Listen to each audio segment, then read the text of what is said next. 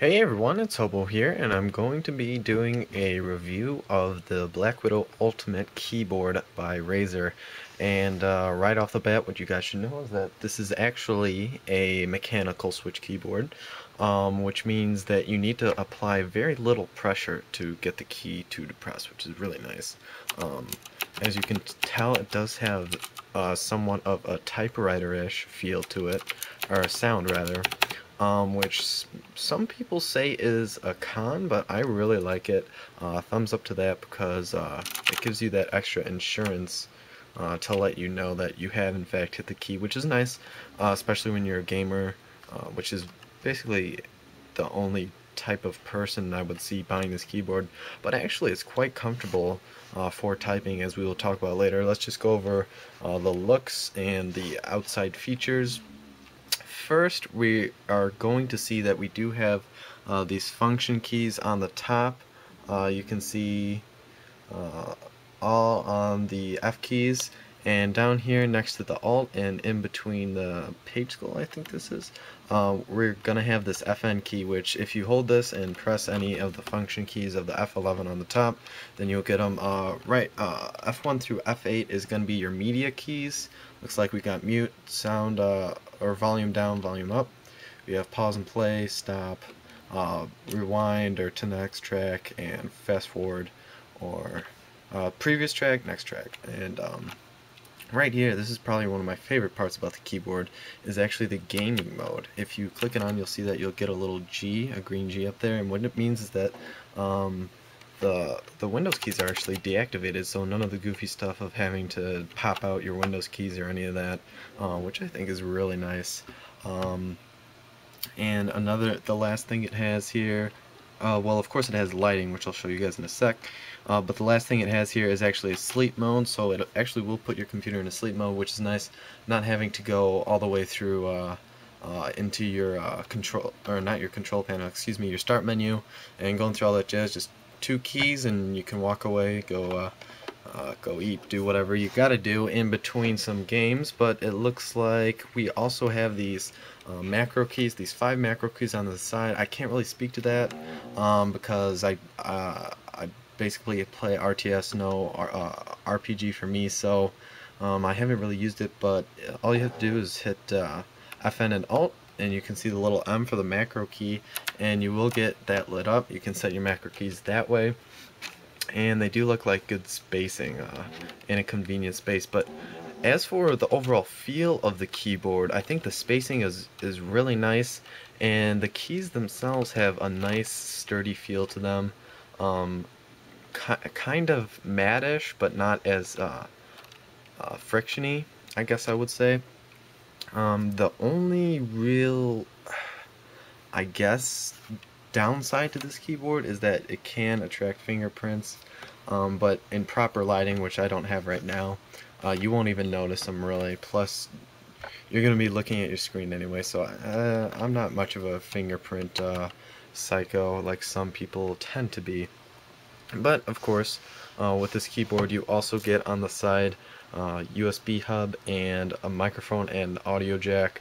You can see I actually have my iBeats in right as of now. But yeah, you can definitely hook any headset up to that. I like to put my mouse in there on the side because then I don't get any tug and pull. You can see I have a lot of slack in this way. I don't get any jerking going on. What else? Oh, I guess I'll show you guys how bright the light can be. Believe it or not, this is actually the lowest setting, and I do have my LED on for the camera, or else it's pretty bad quality. So this is the lowest setting of the lights, and we're gonna see medium here. Oh, I don't know if you guys can see that. And we're actually gonna be going to the highest, and then there's also pulse, where oh, was I on, Paul? Oh, ha! Silly me. I've actually been hitting the wrong key. But okay, we'll start out at nothing, no lights at all, and then this is the first brightness, second, which is medium, and then highest, which is actually very bright, almost uncomfortably so.